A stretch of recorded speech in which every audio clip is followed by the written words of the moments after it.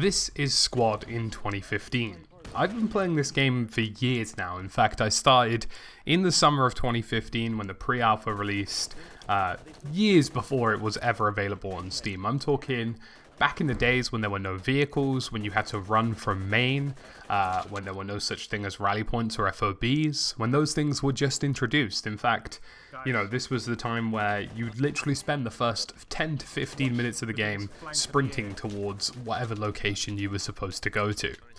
It's been a very long road, and I'll be honest with you, I'm nothing short of proud of what Squad has become today and what it's going to be in the future. But beyond being reminiscent, I wanted to show you guys what 5 years, or nearly 5 years, technically 4 and a bit, of Squad gameplay looks like, and the pro tips that I've accumulated along the way. Playing this game means that I am familiar with more or less every single loadout and class, and familiar with how vehicles work, familiar with how games play out, and familiar with how the average Squad player plays.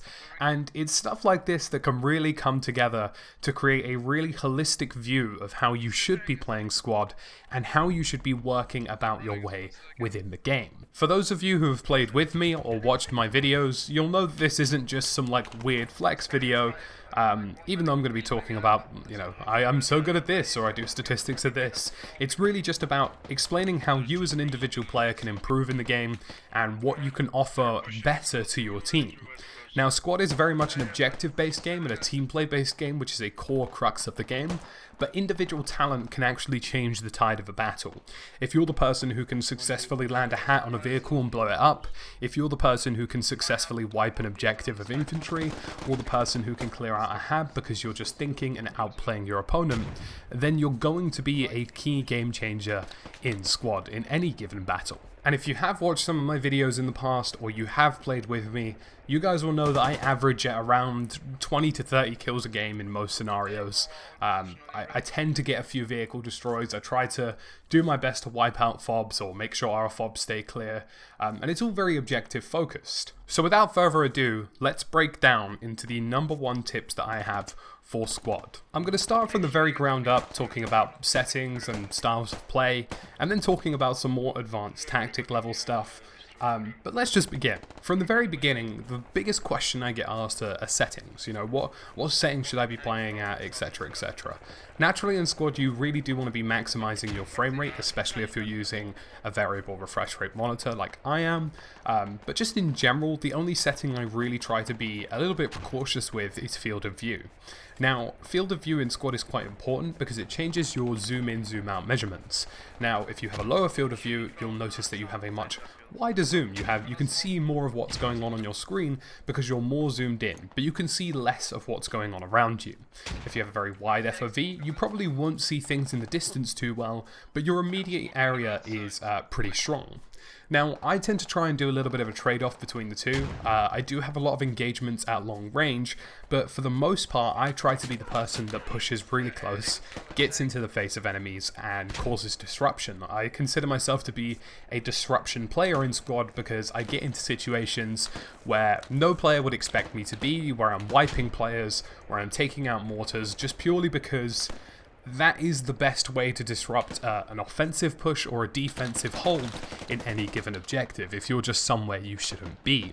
So because of that, I tend to actually have my FOV just a little bit higher. I don't leave it at the default sort of 90. I tend to put it up closer towards 95/98. I think it's quite important just because I like having that extra ability to see a little bit more on my screen and make sure I don't catch anything out the corner of my eye. But other than that, not really much. You know, the lower your settings, the more you'll see. It's very much like PUBG in that sense, so don't really focus too much on your settings in this given game. Sensitivities and whatnot are purely personal preference, but I tend to find that having a sort of, what I would consider to be a relatively lower sensitivity is strong. You don't find yourself flick-shotting very much in Squad. It's more about controlling medium to long range engagements that works better. So I tend to work on a much lower sensitivity, around about I think 2000 DPI at the moment. Next, let's talk about weapon classes. This is something that I see regularly squad leaders misuse, but typically I find that most squad players don't work towards their strongest abilities. Classes in squad are very much defined. I think a lot of people think that just because they've been given AK or M4, they'll be fine. You know, they've got an optic, they're going to be all Gucci. That's not really the case in squad, and I think this is something that lets a lot of people down because people don't play towards their strengths. If you're using a machine gun with an optic, you need to be in elevated locations, much like a marksman would, and being defensive or offering a flanking route or just being in a position that is going to disrupt enemy movement. You'll see regularly in a lot of my gameplay, I try to get into places where people just hate me for being there, whether it's a high window on a tower block and rotating between windows, or the small cliffside that's overhanging the objective. Whatever I do, I try and seal off potential entry points into objectives, or areas that I feel will be of interest to enemy players. Using something like a machine gun or a sniper rifle are very lethal weapons. They're weapons that can get you 40 to 30 kills a game if you use them successfully in the right locations and you position yourself accordingly. Always work in conjunction with your squad leader in this sense. Ask your squad leader, hey look, can I get set up a little bit further away from the objective? I want to cut some people off. This is the kind of positive gameplay that really playing towards your strengths can change. I find quite regularly that I can mow down a good chunk of a squad using a single machine gun in the game, and people really need to try and use that weapon class much better, especially if you're using a sniper rifle as well. I know marksmans get a lot of shit in squad, but truth be told, they can be lethal elements of a squad if they're allowed to be put into positions adjacent to objectives. You can cut off entire squads from reaching an objective before they even have a chance to know what's going on, and that's what makes for a successful player in this game. Likewise, if you're using something like a combat engineer or a sapper, you simply have to play towards your class strengths and make sure that you're doing this as best as you can in coordinates with team play. What good is a sapper or something like a combat engineer if they're not either A, setting up defensive objectives, or B, planting explosive on offensive units? There's just simply no other need for them to be anywhere near the squads, specifically on the objectives. They need to be working around the objectives, and that's how best you could utilize that individual class. And I think really, you must understand that if you're using a basic M4/assault rifle with an optic, you don't have all the power in the world. You have to select your engagements and take your shots very well, because as much as it might feel like you have this, full auto capable weapon or reasonable mid-range single fire weapon, the truth of the fact of the matter is that there are a lot of guns in squad that are going to outplay you in situations like that. It may not seem like it, but any machine gunner or marksman is immediately going to have an advantage over you if you're trying to shoot them at range. And you have to be very selective with your shots and choose when you're going to take one. I very rarely take shots with a single basic rifle or a sniper rifle unless I've got it trained towards the neck and head to make sure that I absolutely minimize any chance of retaliation from the person that I fired at, but more importantly, make sure that I don't fire more bullets than necessary to alert enemy players towards my position. Moving on to individual and situational awareness, this is something that I think lets down the vast majority of players in squad, because people just don't think about their actions very much. They don't think about the positions they're getting into. They don't think about where they're positioning themselves, how obvious it is, their movement, what sounds they're making, where they're firing. And to give you a really good example of this, the most common things I see are people who A, just don't focus on the bullets they're firing, or B, don't focus on the movement they're making. I see regularly people, firing rounds to try and hit a target who's probably quite far away, even though they're probably quite near to enemy players. They're within proximity of enemies around them, or at least probably 100 to 200 meters. And a single to multiple shots like that can really give away your position, and in fact, it makes it incredibly easy for someone like myself to just sit there and go, there's somebody probably northwest, about 100 meters out. People who've played squad for a very long time or are starting to get there, I'm not saying this stuff happens instantly or in 5 years. for me, I can tell you if somebody is 50, 100, 200, 300 meters away. No problem. Just based on the sound of the round I'm hearing, I can probably even tell you whether it's come from an AK. I can tell you whether it's come from a Canadian rifle, a US rifle, whether it's a sniper, machine gun, or assault rifle. And that's just what that kind of experience brings. But even for players who aren't that in tune, just the fact that they've heard something that doesn't sound like a friendly gun, and they're pretty sure they're not near any friendlies ahead of them, it makes it so very obvious. And especially when you're flanking as well. This is something that is a pet peeve for me. I hear so many players running up on people. Like the second I'm within 100 meters of the enemy, I'm regularly always crouching. And when I'm not crouching, I'm using something like machine gun fire or explosions to mask my footsteps. And it's small things like this that can really confuse your enemy. You can be almost ghostly in ways. People won't know where you are or what you're doing, and that makes you a super effective player in squad. Movement and positioning is also something that I find lets down a lot of players in the game. What people don't tend to understand about squad is that bullets are lethal. There's nothing really specifically bar headshots that you can do to maximize your killing effectiveness. And because of that, the game is mostly positioning based, and you need to figure out whether or not the positions you're putting yourself in are A, defendable, B, obvious, and C, easy to move around in. Now, when I say A, defendable, I mean, is there some form of hard cover or heavy concealment next to you that you can rotate into? Because if it's not a defendable location and you start firing at enemies, if you're out in the open, you're as good as dead. You need to have a good density of some level of trees or hard cover like rocks around you to really be an effective player that you can rotate around those positions. Even if you find yourself in a building, you know, if you're firing from a window, you need to be capable of rotating to other windows to confuse your enemy, to make it less easy for them to pinpoint your location and kill you instantaneously. Because the second somebody knows where you are, it can only take something as simple as a stray bullet to make sure you stop what you're doing. The next one is B, obvious. Now, this is something that I find quite frequently in the game.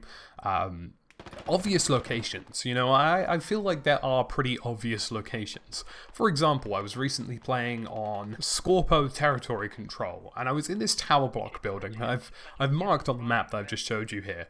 And this tower block building is such an obvious location, but I knew it was an obvious location. I knew that the average player, considering that they were fighting around the sort of objectives on territory control within the area, I knew that me being in the only elevated position in that entire region would be an obvious place to be.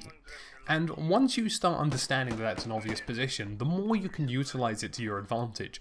For example, I dropped probably like 6 people, 7 people. There was a nearby hab, so there was a good abundance of enemy players in the location.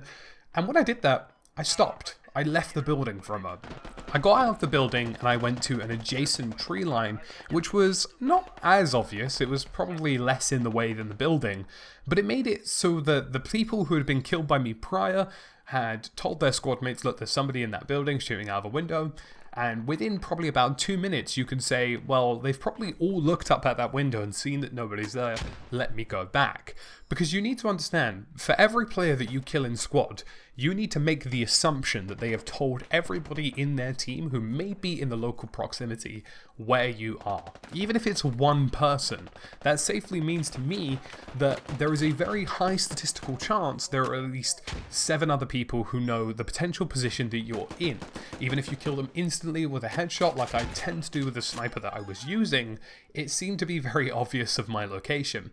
So I rotated windows for a few more kills, I rotated windows again, and then I backed out to a tree line. And once you understand the obviousness of your location, it means you can prepare yourself, and then it also makes you understand the obviousness of enemy locations. A squad player doesn't need 100 IQ to understand that an elevated position is one of benefit to them. So had we have lost that sector and territory control, that would have been the first place I would have looked towards to see if enemies were coming from that location or using that as a potential staging point.